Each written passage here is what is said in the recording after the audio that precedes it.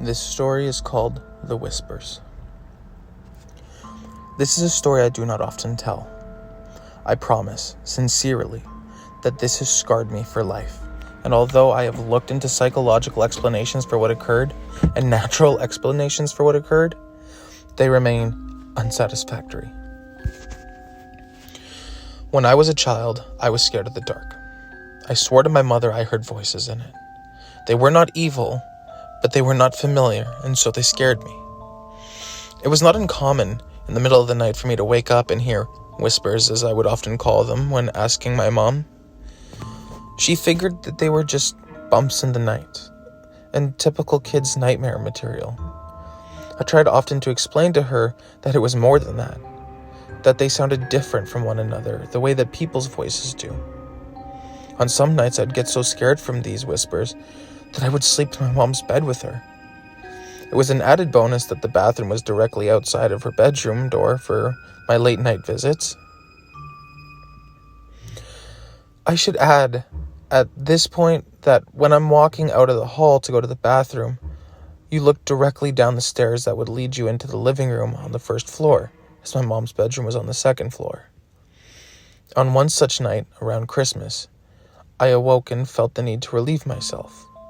I walked out from the door and distinctively heard the phrase, "Look." And to my astonishment, a red light, almost like a spotlight, was cast upon the wall at the very bottom of the stairs.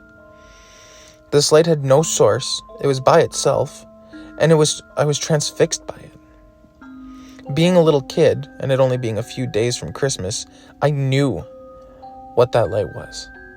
It was Santa. How else could he get into my house to know I was being a good boy? I was so excited I began walking down the stairs to greet him, picking up my pace after the second step as it began to creep off the wall and fade into the darkness in my living room. That's when I heard him. A very strong, masculine voice, different from the first, not at all like my father's. Not to say that he isn't masculine, it was just distinctly different. It said, "Stop right now. Go back up those stairs." I listened, turned around, and what happened next, I am not sure I would believe it if someone told me the same story. After reaching the top of the stairs, I heard a very loud crash that sent me running back to my mother's bed, where I jumped straight under the covers and stayed there the whole night. When we awoke the next morning, the little Christmas flower lights that glowed red my mother had put on the railing down the stairs were pulled straight down to the bottom of the stairs, some broken from what seemed like a forceful tear, laying in a single pile.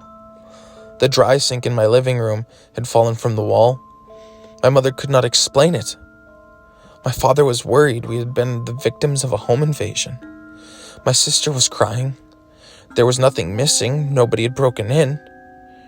There did not seem to be any reason this had happened. And then I saw it, and I kept quiet about it because I was so afraid that I could not force the words out of my mouth. There, on the edge of the wooden dry sink, which had been facing up, were 3 indentations where the finish on the wood had been worn, almost as if in a forceful grip. Something down there had grabbed it and threw it down. That was what the bang was.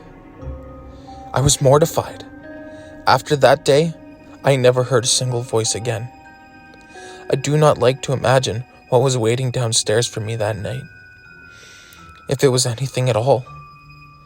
But I can tell you that the reality was that something had physically acted upon 2 things in my house near the bottom of that stairwell. After this, I had never heard another whisper again, which is sad because in some ways I would have liked to thank the man that had stopped me from going down those stairs. This happened when I was 7. I am now 20 years old, and because of this incident, I am still afraid of the dark, and especially shadowy stairwells. Thank you for coming to listen to another one of my stories. I will catch you on the next one.